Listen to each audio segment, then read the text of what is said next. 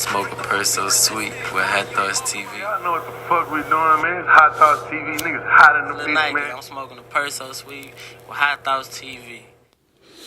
Let's talk like that first opportunity, that first break you get where it's like, all right, you might be DJing the club for the first night, lounge or wherever it may be. How did that go for you, that very first experience?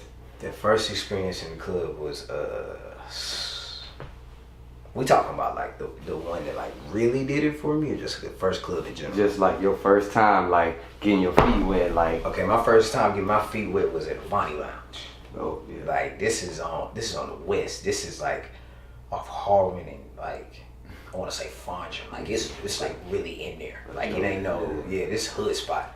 I was 19. This was right when I dropped out of college. I didn't bought my tables. I've been DJing for a year. I'm doing the college scene a little bit, but they was just like, nah, McDaniels, we need you to come open it. You know what I'm saying? Come over here. And like I walked in there and I was like, I was trying to do it like it was college. I was like, no, this shit not the same. Like, so the first time it was kind of rocky, but that second night I came back, I flipped that hoe upside down. Oh yes, for shit show. Like, patty cake, stop playing with it. Like I was flipping the fuck out that hoe. Like no, off real, cause it's like I came in there thinking I was finna be playing like the daddy strokes and the hands on your head, working on flexes and shit. Like nah. It was grown ass people in there. It was like nah.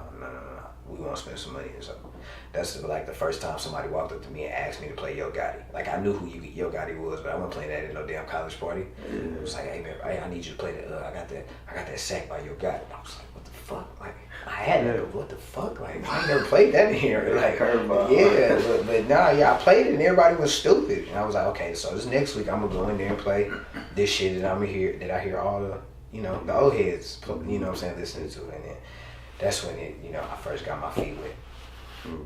So another question, like stemming from that, how would you go, like when you say you got a gig, how do you go about curating it, like knowing the audience to get your set list for, you feel me? Or how do you get in there and catch that vibe, like, all right, I think this is what I should hit them with?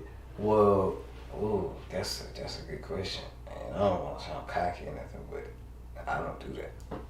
I walk in there with just all the music that I have, and like I look up and I just read it. I just read the energy. Like I feel like unless you like, I guess they booking you for you, and I mean people do book me for me, but I'm talking about like a Steve Aoki status. Like we're going to the Toyota Center to go listen to him. We're not going to the club to buy bottles. We're going to go listen to this nigga. We're not getting fucked up or nothing. We're gonna listen to him.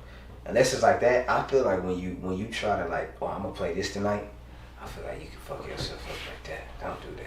Don't do that, cause you'll walk in there expecting to see this, and then it ain't nothing but that in there. Like what I'm saying, I'm gonna go in here playing nothing but Lil Baby Durk, this, that, and then the ratio from girl to dude is 8-1. It's like, nah, bro. You need to pull out your bikini, pull out your city girls. Yeah, but that I don't really do that. I do have like my playlist set. You know what I'm saying, for set to any occasion, to where I'm ready for anything. Right. I'm ready for anything, but no, I don't go and just sit there and just sit in my computer and then just like, I'm gonna play this tonight. I'm gonna play it. No, I tried it. It doesn't work for me. For sure. It's all the vibe. It's all in the moment. It's all about the vibe. It's all in the moment. You be expecting to play this. It's like, nah, you can't. Scratch that. We ain't playing none of that tonight. Let's do this, because they ain't here and they rocking with that. Yeah. Sure. Shit, just being a DJ, I feel like the DJ realm is, it's evolution. It's been changing throughout time.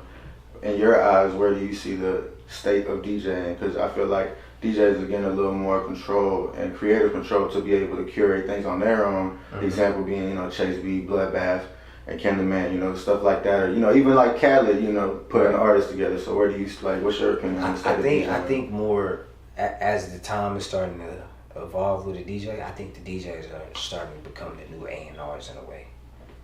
Just in a certain way. I feel like maybe like in 5 to 6 years, it's going to be like known that every DJ can put like you on. Like a lot of people don't be understanding how much the power is in the DJ hands. Like you the thing is, you can get this man a song, he play it once, you gone. You know what I'm saying? It only take one. All it takes is one. You can be in the club, you walk up to this man, you don't know who in the club. You don't know it because the lights is off. They've been ordered to turn the lights off. Why? Because, and just for example, hypothetically speaking, they got Drake in there, but Drake don't want the lights on.